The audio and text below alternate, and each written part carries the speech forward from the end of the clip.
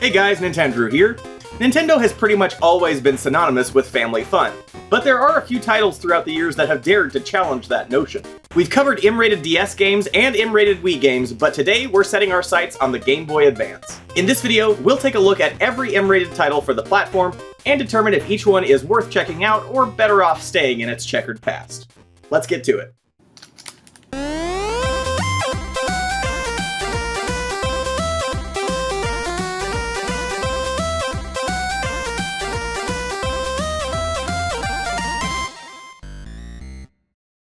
Alright, just before we dive in with the first title, I want to remind you all I'm running a giveaway this weekend with our friends at Whatnot.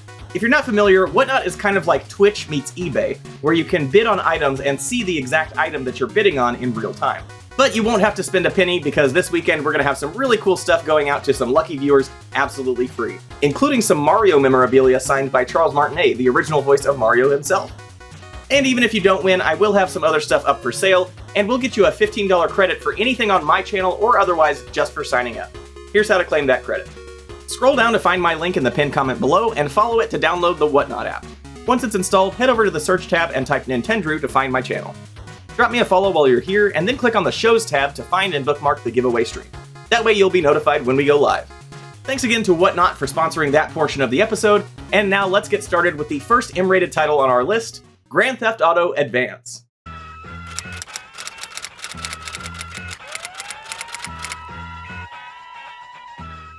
Grand Theft Auto Advance serves as a prequel to GTA 3 and is set 1 year prior to that game's events in Liberty City. The title is played from a top-down perspective, much like the first two entries in the series, and was rated M for mature due to blood, sexual scenes, and violence. Upon release, critic responses were mixed. Some praised the title's ambition of bringing the GTA experience to a handheld, while others were put off by the game's graphical restrictions and lackluster audio. Speaking of which, I would like to give a quick nod to another title which you might have expected to see on this list. Some articles have claimed that the GBA has 9 M-rated titles as opposed to 8, and that is a result of Payback. Payback is very much a GTA clone, and to be honest, the devs seem to have nailed it even more so than the real deal. And while this game did technically receive an M rating from the ESRB, it never actually saw release in North America, so you won't ever find a copy with that M rating on it. But regardless, back to the title at hand, if you're a big fan of the GTA franchise, this could be a great piece to have in your collection. But if you're just looking to play some classic GTA on a handheld, I'd recommend skipping a generation and trying out Chinatown Wars on DS instead. Next up is Wolfenstein 3D.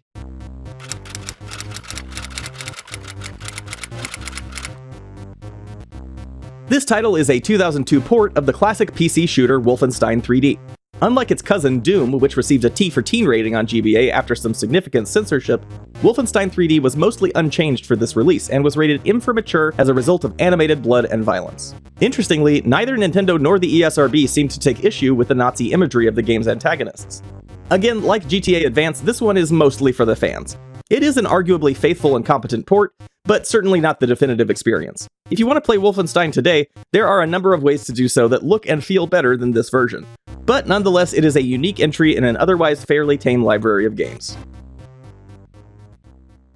Alright, so now I'd like to cover the next 3 games together because they're all part of the same series. Yes, almost half of this list is taken up by one franchise, and that is, of course, Mortal Kombat.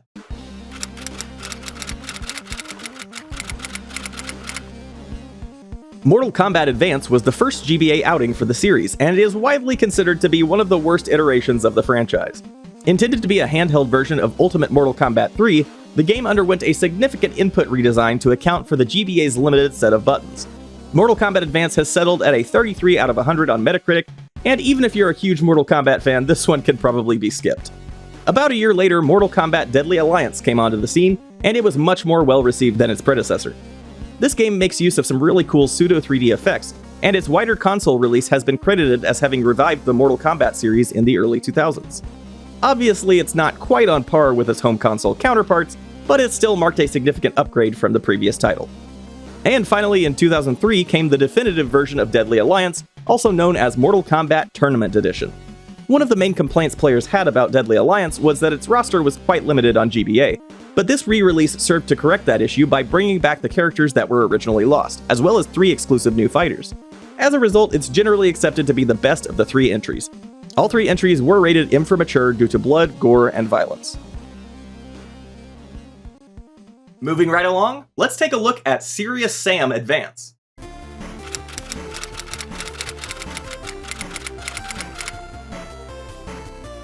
Sirius Sam Advance was a 2004 release by Climax Studios and their attempt to bring the intense action of the Sirius Sam series to Nintendo's handheld.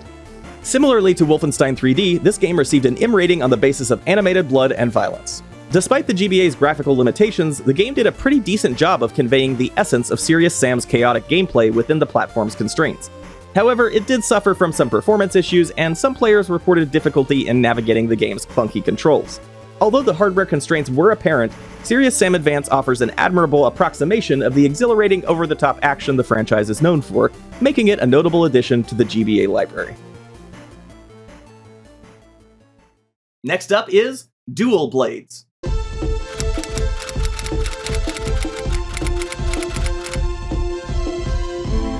Dual Blades is a relatively indie single and multiplayer fighting game with 3 distinct modes of play, and it features a roster of 8 original characters.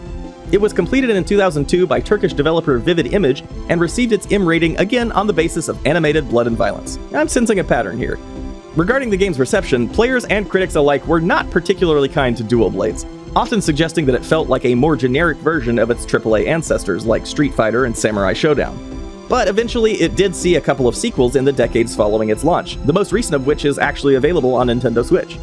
Overall, I wouldn't say Dual Blades is much to write home about, but it might scratch a certain itch for hardcore fighting game fans. And finally, the last M-rated game for Game Boy Advance is Max Payne.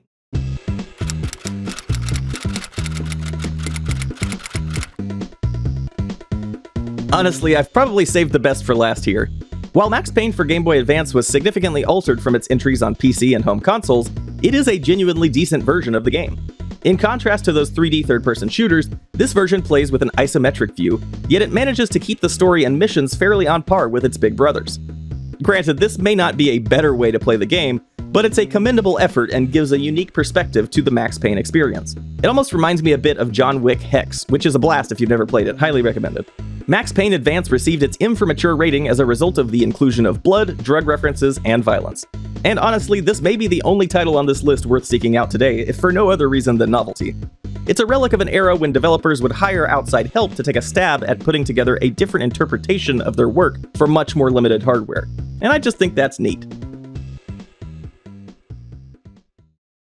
Okay, that's gonna do it for this video. Thanks so much for watching all the way to the end, and I really hope you enjoyed. Don't forget to bookmark our giveaway livestream with the link in my pinned comment down below if you're watching this on the weekend it goes live. And if you haven't yet subscribed, please do consider subscribing to Nintendrew for all sorts of cool gaming content. Otherwise, I'll see you next time. Bye!